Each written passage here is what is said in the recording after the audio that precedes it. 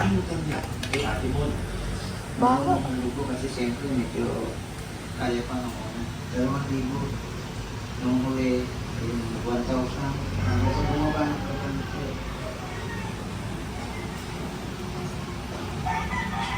Ano yan? Kasaba. Kasama. Ano nilagay mo dyan?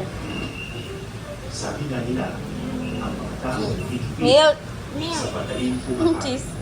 ang ibang nagpapautang dito na pagkataas ang ipinapako ng tubo. Diba? Masabi na may ito. May clean. Pagbugot. Ano? Okay na yan? Pagka wala ka. Ay, nagkakrak na. Nagkakrak na siya. Okay, go. Ayusin mo ha.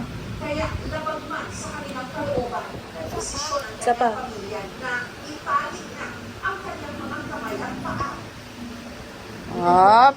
Ayusin mo. Pantayin mo.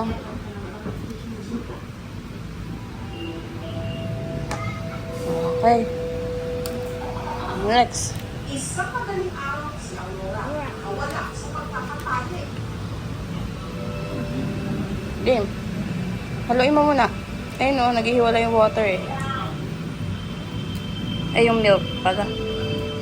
Okay, go. Ang sakong kanyang nadampot, kanyang ninakulak.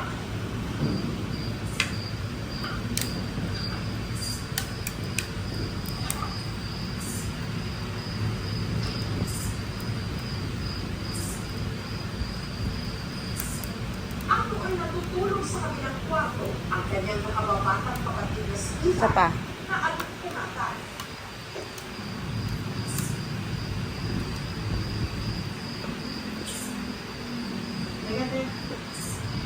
Pantay mo. Kabila. Wala Right. na wala sa katinuan ang kanyang ate Aurora. Okay, next. Baliktad daw ang kanilang mundo. Hanggang dito lang yan. Okay? O, haluin mo muna. Nag-iinit ko ng tubig para hindi kumakamit kay ate. Pag kumaya ko, itibungan ko. Para po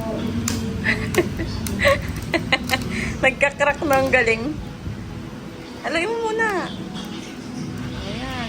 Okay. Alright. Go.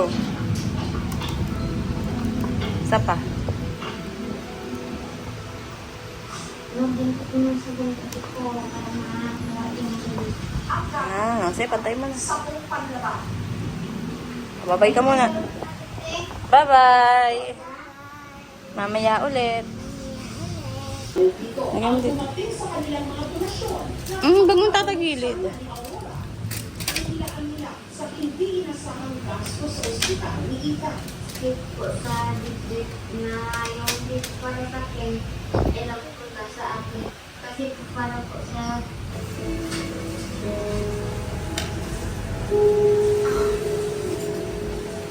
Super creamy.